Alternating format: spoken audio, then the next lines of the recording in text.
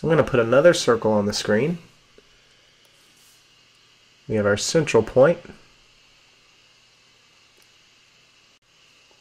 Let's get a diameter on the screen and a radius as well. Alright, so we have our diameter on the screen. Let's go ahead and put a radius on as well.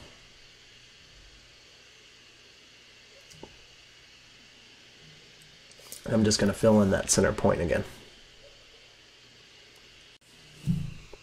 Let's just call these points, we're going to give some names here. We'll call this point N, point M, point O, and then let's just call this central point, we'll call it Z here. Alright, so in this video, when we look at the circle, we're going to actually name parts of the circle. So let's just write that down. We're going to name the circle.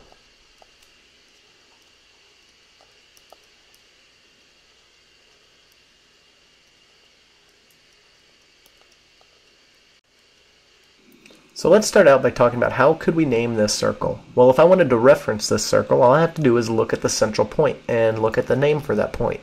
That point's name is Z, point Z, so we're going to call this circle Z. And I'll just write that over here, circle Z. So let's move forward from here. I'm just going to change colors and write that word diameter. That's the next one we're going to look at. Now you can see the orange line that represents the diameter. It starts at one edge and it starts at point N, passes straight through the center, and stops at point M. So the way we'll name the diameter is the way we would name any line segment. We'll use both endpoints. So we're going to use endpoints N and M and put a bar over both letters. So we have an over bar here over the N and M. Could I reverse this? Absolutely.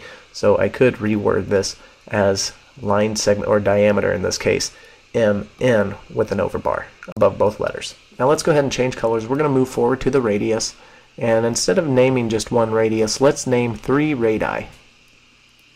Now you might be looking at the image here, the figure, and saying, hey, well, wait a second, I only see one green line that starts at the edge and stops at the center.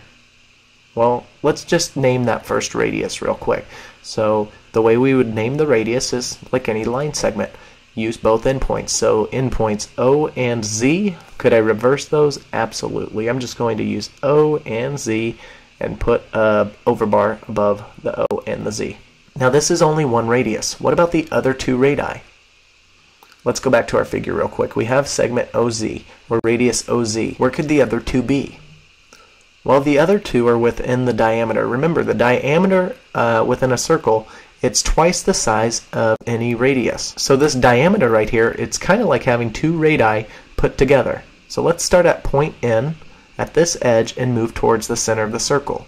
Rather than passing through to create the diameter, we're going to stop at point Z. So our endpoints are starting at point N, stopping at point Z. So our endpoints here are starting at point N, stopping at point Z. Let's go ahead and write that down. That's our second radii. So N to Z.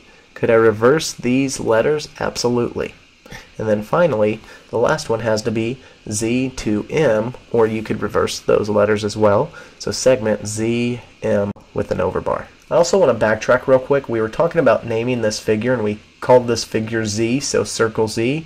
But what if we were just talking about that central point? Well, how would we name that central point? We would name it Z. So the center of the circle is named Z. So the center is also Z. So you could call the entire figure circle Z, or you could just talk about that central point Z. That center point would be Z as well. Let's change colors and pens real quick, and I just want to put one more line up on this figure. So this time let's pretend we have a line. So in this situation, when you have a line segment, it doesn't pass through the center of the circle, it just travels to 2 different endpoints. We call this a chord. So let's go ahead and write that down. We have chord. And let's pretend that this point up here, we'll call it point P. So we could name this chord MP with an overbar above it. And yes, you could also reverse those letters.